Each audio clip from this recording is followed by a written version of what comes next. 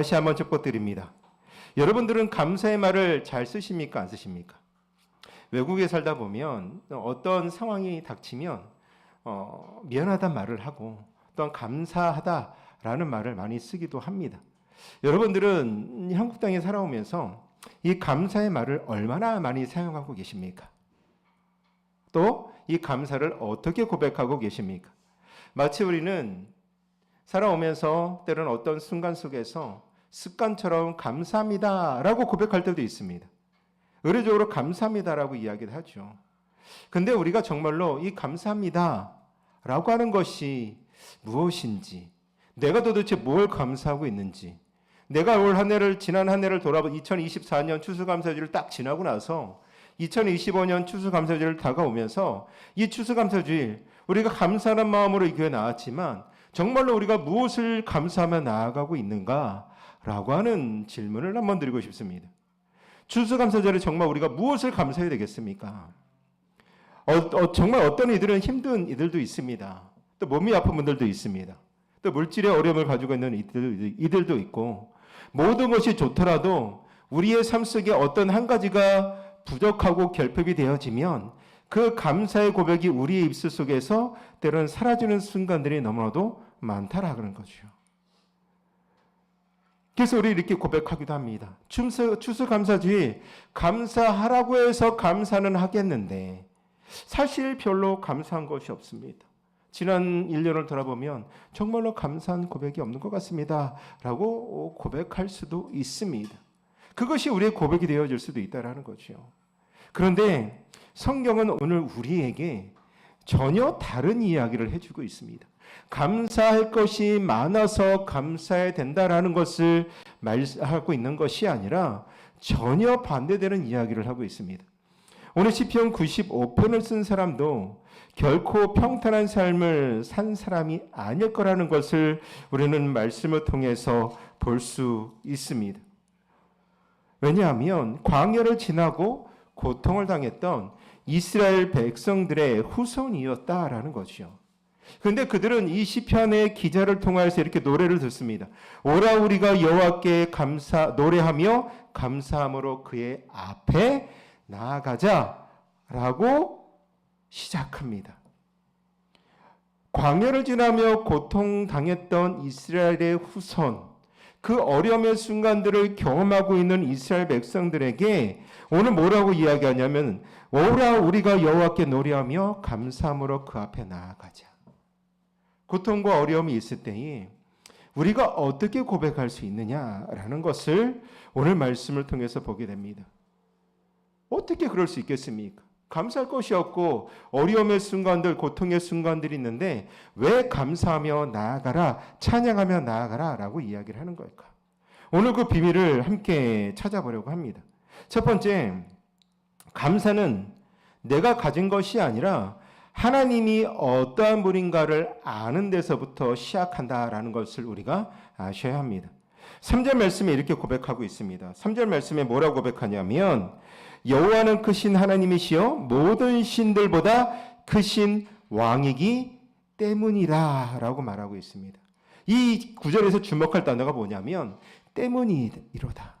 영어로 표현하면 for라고 이야기를 하는 거죠. 접속사를 이야기하고 있습니다. 즉 이 말은 뭐냐면 시편 기자가 왜 감사해야 하는지 그 이유를 말하고 있는데 우리가 많은 것을 받고 누리기 때문에 감사하는 것이 아니라 우리의 형편이 좋아서 감사해야 되는 것이 아니라 단지 한 가지 이유가 뭐냐면 하나님 때문입니다 라고 고백하고 있습니다. 한번 생각해 보십시오. 만약 우리의 감사가 우리가 가지고 있는 것에 달려 있다면 그 감사가 얼마나 불안정하겠습니까? 때로는 우리가 가지고 있는 것이 있을 수도 있고 가지고 없는 때도 있다라는 거죠. 우리가 물질을 가지고 있을 때도 있고 가지고 있지 않을 때도 있습니다. 내가 건강을 가지고 있을 때도 있고 건강을 갖지 않을 때도 있다라는 거죠. 우리에게는 늘 좋은 일만 생기고 감사하는 마음만, 모습만 있는 것이 아니라 나쁜 일이 생기면 원망하게 되어 있다라는 겁니다. 그래서 때로는 이런 생각을 하게 됩니다.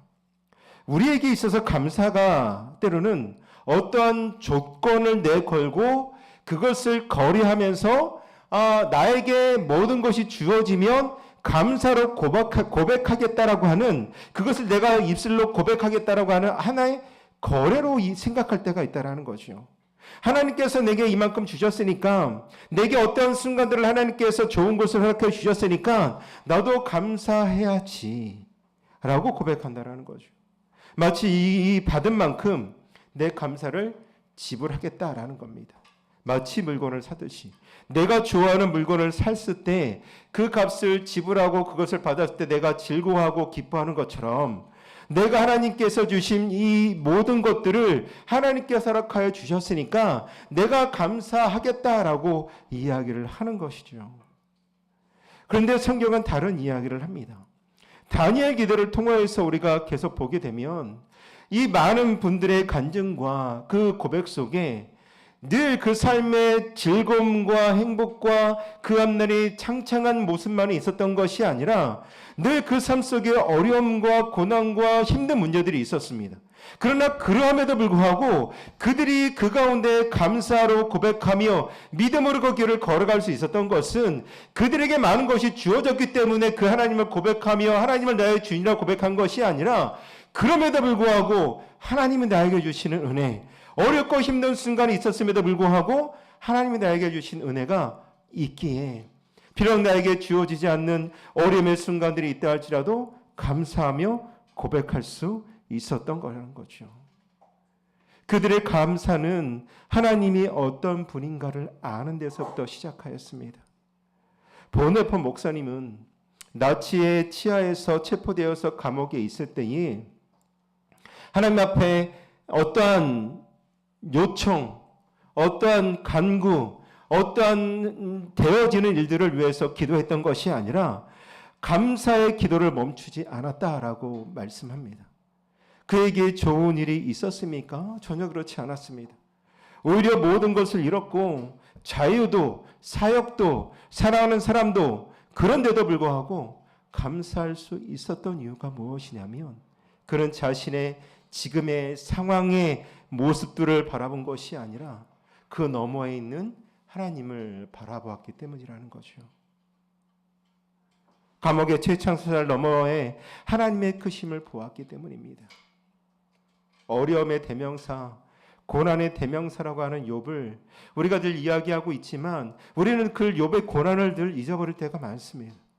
욥은 하루아침에 모든 것을 잃었습니다. 자녀도 재산도 건강도. 그러나 욥은 이렇게 말합니다.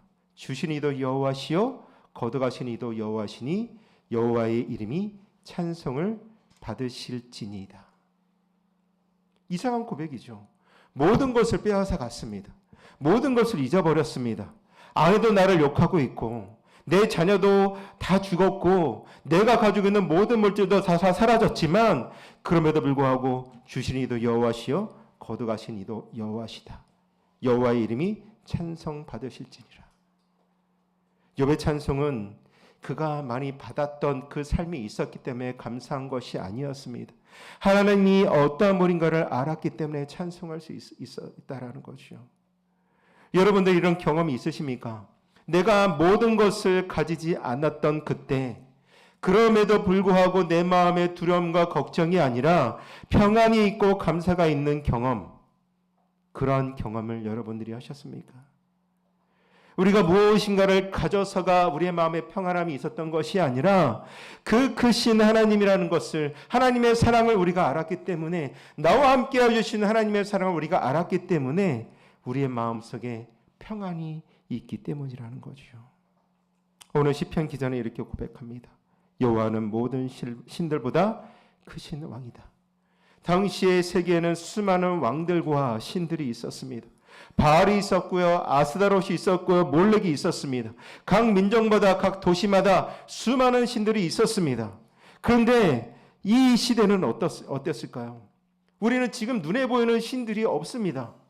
어떤 우상을 여러분들이 섬기고 계십니까? 아니라는 거죠.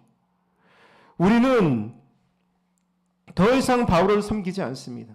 그러나 우리에게는 또 다른 신이 있다는 거죠.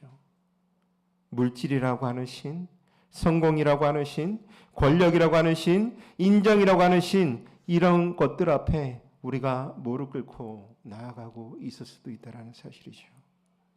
특히 추수감사절에 조심해야 될 신이 있습니다. 그 신은 뭐냐면 내 능력이라고 하는 신입니다. 내가 노력해서 이만큼 이루었어. 내가 노력해서 이 많은 것들을 내가 벌었어. 이런 것들이 내 마음에 자리 잡히게 되어지면 그것이 우리에게 우상으로 자리 잡게 되어집니다.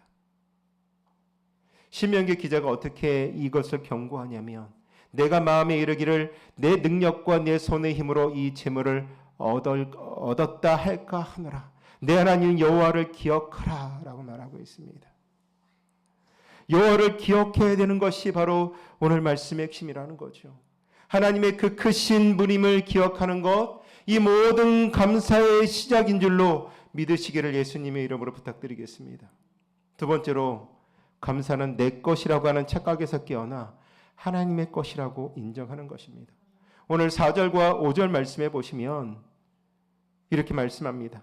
땅의 깊은 곳이 그의 손 안에 있으며 산들의 높은 곳도 그의 것이로다. 바다도 그의 것이라. 그가 만드셨고 육지도 그의 손으로 지으셨도다.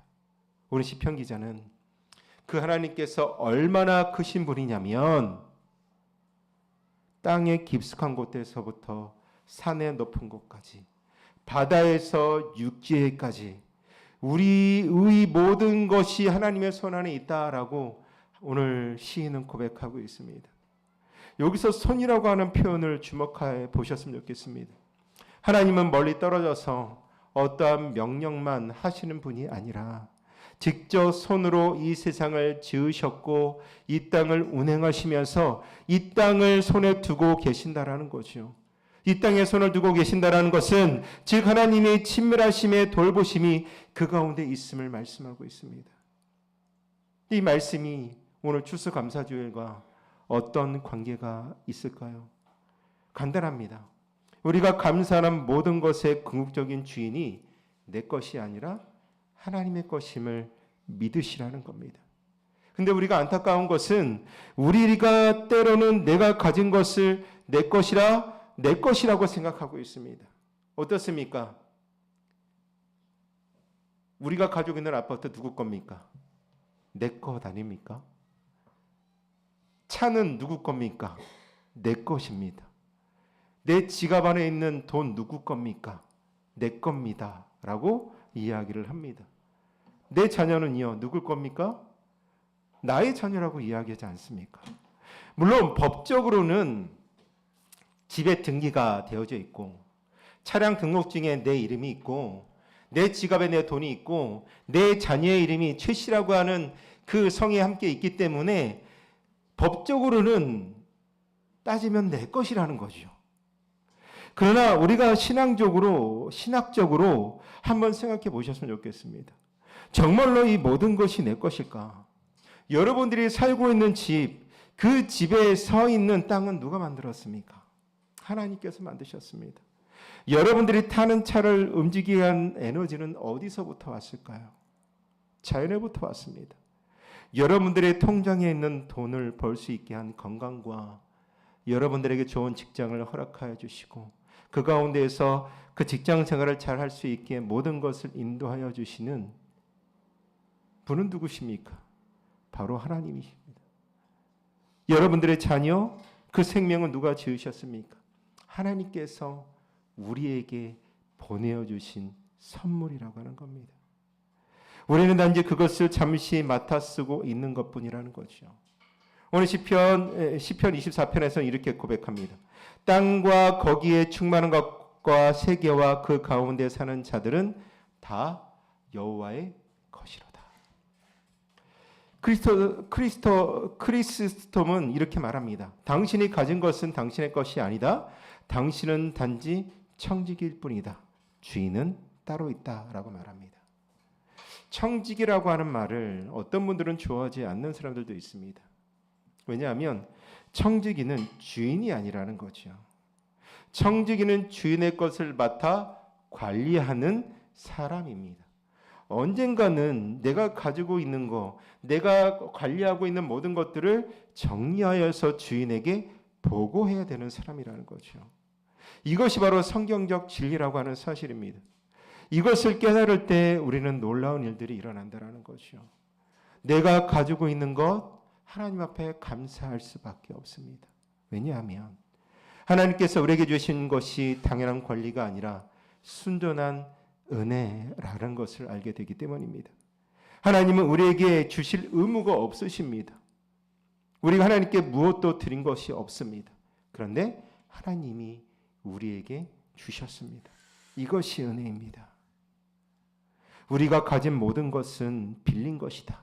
심지어 우리 자신도 빌린 것이다. C.S. 루이스는 이렇게 말합니다. 한번 생각해 보십시오. 오늘 여러분들이 드릴 수 있는 이 숨도 빌린 것이라는 거죠. 여러분들이 볼 수 있는 이 바깥의 햇빛도 빌린 것이라는 겁니다. 여러분들이 걸을 수 있는 이 땅도 빌린 것이라는 거죠. 모든 것이 하나님께로부터 왔기 때문에 하나님께 속한 것입니다. 그런데 우리는 어떻습니까? 땅을 차지하려고 합니다. 더 많은 것을 누리고자 애씁니다. 더 많은 것을 성공의 자리로 이끌고자 애씁니다. 내가 많은 것을 가졌음에도 더 많은 것을 가지려고 노력한다라는 거죠. 그리고 그것을 내 것이라고 주장하며 나아가는 그 모든 것들이 교만이고 죄악의 뿌리입니다. 추수감사절의 진정한 의미는 여기 있습니다. 우리가 거둔 모든 것이 실은 우리의 것이 아니라 하나님의 것임을 인정하는 것. 우리가 이룬 모든 것이 실은 우리의 능력이 아니라 하나님이 주신 은혜라고 하는 것을 고백하는 것이라는 것이요. 내가 얻었다라고 하는 교만에서 하나님이 주셨다라고 하는 겸손으로 바뀌고, 이것이 내 것이다라고 하는 소유욕에서 이것이 하나님의 것이다라고 하는 청지기 의식이 바로 감사의 고백이라는 거죠. 그리고 청지기에게는 책임이 따릅니다. 주인의 것을 어떻게 사용하느냐라고 하는 책임을 맡는다라는 거죠. 우리가 받은 것 어떻게 사용하고 계십니까? 나만을 위해 쌓아두고 계십니까? 아니면 그것을 내 이웃과 내 주변 사람들에게 흘려보내는 일에 사용하고 계십니까? 오늘 시편 95편 달 지났지만 6절 말씀이 이렇게 시작을 합니다. 오라 우리가 굽혀 경배하며 우리를 지으신 여호와 앞에 무릎을 꿇자. 그는 우리의 하나님이시여 우리는 그의 기르는 백성이며 그의 손이 돌보시는 양이기 때문이라. 창조주 하나님은 동시에 목자 되시는 하나님이십니다. 우리를 지으신 분이 우리를 기르신다라는 거죠. 우리를 만드신 그 손이 지금도 우리를 돌보십니다. 그렇다면 우리도 목자가 되어야 하는 것은 당연한 겁니다. 우리가 받은 것으로 다른 이들을 돌보는 목자의 마음이라는 거죠. 내 이웃의 목자, 이 사회의 청지기로 살아가는 우리의 마음이 되어야 하는 것입니다. 세 번째로, 감사는 고요한 마음이 아니라 소리를 내며 찬양하며 함께 모이고 예비하고 세상을 향한 나눔입니다. 오늘 1절과 2절을 다시 한번 보시면 이렇게 고백합니다. 오라 우리가 여호와께 노래하며 우리의 구원의 반석을 향하여 즐거이 외치자. 우리가 감사함으로 그 앞에 나아가며 시로 그를 향하여 즐거이 외치자라고 말하고 있습니다. 오늘 시인의 초청이 이 1절과 2절 말씀에 어떻게 이야기하냐면 노래하며 외치자, 나아가며 외치자라고 이야기를 하고 있습니다. 움직이고 그것을 세상 가운데 드러내라라고 하는 겁니다. 우리가 조용히 앉아서 마음으로만 생각하는 것이 감사가 아니라 일어나서 움직이라는 겁니다. 노래하며 소리내어 노래하라는 것이고 함께 모여 찬양하라고 하는 겁니다. 특히 감사함으로라고 하는 말에 주목하셔야 된다는 거죠. 이 감사하다라고 하는 것은 토다입니다. 어떠한 단순한 감정이 아니라 제사의 용어입니다. 이 예배 행위라고 이야기를 하는 거죠. 구약의 사람들은 제사를 드릴 때 조용히 마음속으로 감사함으로 나아가지 않았습니다. 성전에 나와 큰 소리로 하나님의 은혜를 선포하였고 모든 사람들이 그 은혜를 다 들을 수 있도록 외쳤습니다. 그것뿐만이 아니라 감사제를 드린 사람은 그 제물의 일부를 가난한 사람들에게 나누어 주었습니다. 레위기 7장에 감사의 고기를 드리는 날과 이튿날까지 먹고 남은 것을 불사를 하고, 왜 그랬을까요? 썩어서 버리는 일이 없어지도록 이웃과 나누도록 하기 위함이었습니다. 보십시오. 성경적 감사는 예배로 표현되어지는 것이고 그 예배로 표현되어진 것이 나눔으로 이어졌습니다. 왜 그렇습니까? 우리가 받은 모든 것이, 우리가 누리는 이 모든 것들이 하나님의 것이기 때문입니다. 하나님의 것을 우리만 독차지하고 싶습니까? 그건 잘못된 것이라는 것이죠. 그것을 이웃과 함께 나누어야 된다는 겁니다. 야고보서는 뭐라고 말합니까? 행함이 없는 믿음은 죽은 것이다. 마찬가지로 나눔이 없는 감사는 진정한 감사가 아니라는 거죠. 초대교회는 어떻습니까? 사도행전 2장에서 믿는 사람이 다 함께 있어 모든 물건을 서로 통용하고 모든 재산과 소유를 팔아 각 사람의 필요를 따라 나눠주었다. 이것이 믿음의 공동체의 모습입니다. 받은 것을 나누어주는 공동체, 그리고 이 나눔은 이 교회 안에서만 머무르는 것이 아니라 이 세상을 향하여서 열려 있어야 하는 것이요. 예수님께서 너희가 여기 내 형제 중에 지극히 작은 자 하나에게 한 것이 곧 내게 한 것이다라고 주님께서 말씀하셨습니다. 우리의 감사가 진정성 있는 감사라면, 이 추수감사주일에 고백하는 우리의 감사가 지난 한 해 동안 하나님께서 나에게 주신 것을 감사하는 우리의 고백이 진정한 감사가 되어진다면 그것이 반드시 세상으로 흘러가야 하는 것입니다. 우리가 하나님의 은혜를 정말로 깨달았다면 우리는 그 은혜를 나누지 않을 수 없습니다.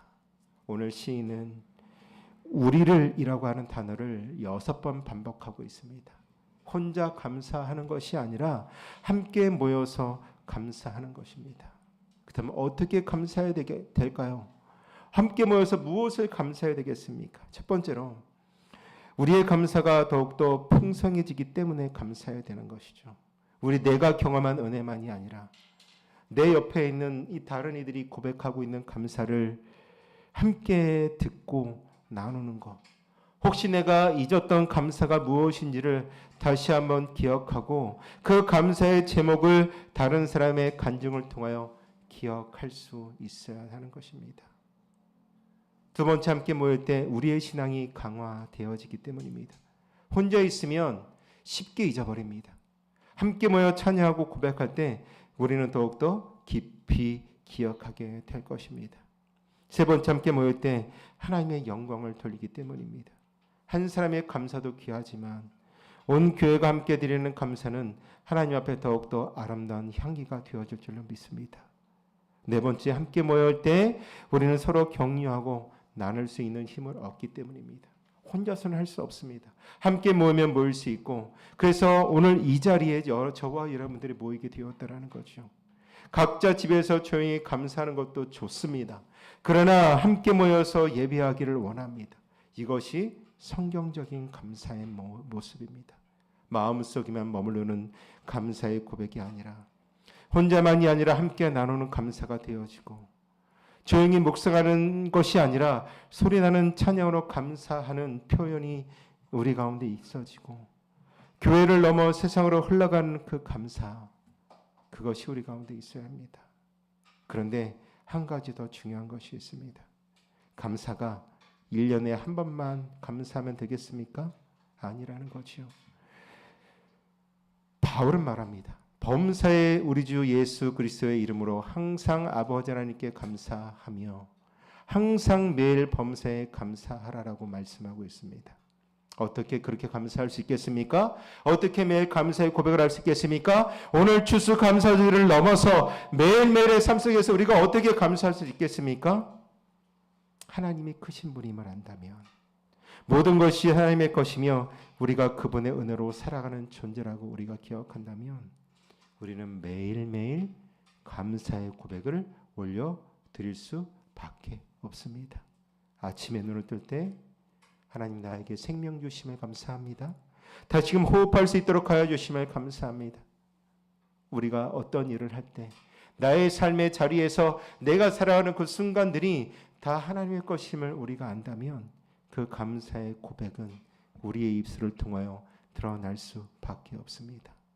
매 순간 하나님을 기억하고 감사할 때 우리의 삶 전체가 감사의 고백으로 넘쳐나게 될 줄로 믿고, 또 우리의 일상이 찬양의 모습이 될 줄로 믿고, 그리고 우리의 나눔이 세상의 빛이 될 줄로 믿습니다. 말씀을 맺겠습니다. 오늘 감사, 창조주를 기억하는 것이라고 하는 제목을 함께 말씀을 나누었습니다. 참된 감사는 내가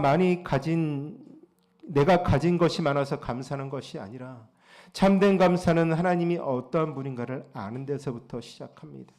하나님의 크신 분이십니다. 그 모든 것보다 위대하신 분이십니다. 그리고 참된 감사는 내 것이라고 하는 착각에서 벗어나는 것, 모든 것이 하나님의 것임을 인정하는 것, 내 소유가 아니라 청지기의 마음을 가지고 살아가는 것입니다.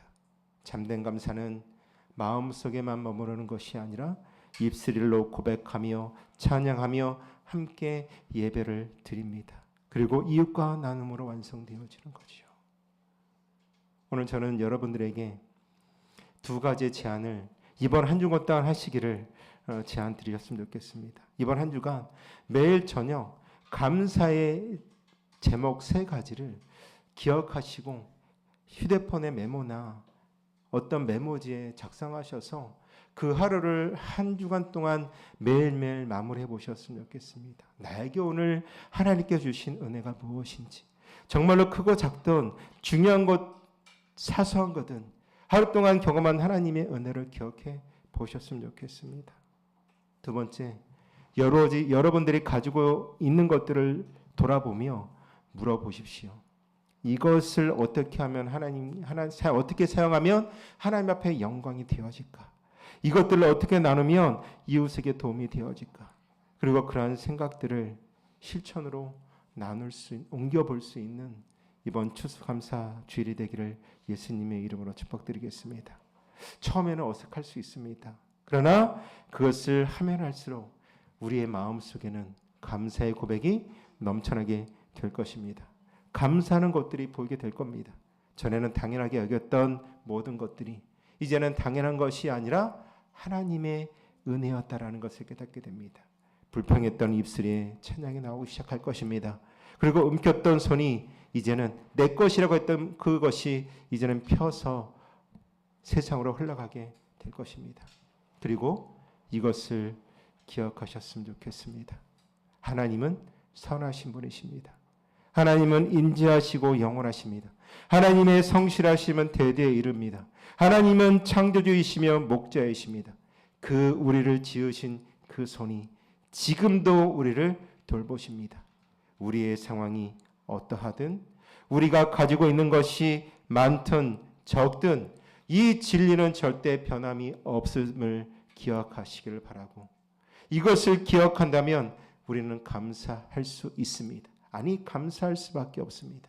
오늘 이 시간 이후로 우리 모두가 창조주 하나님을 기억하며 감사하며 나아가는 우리의 삶이 되기를 소망합니다.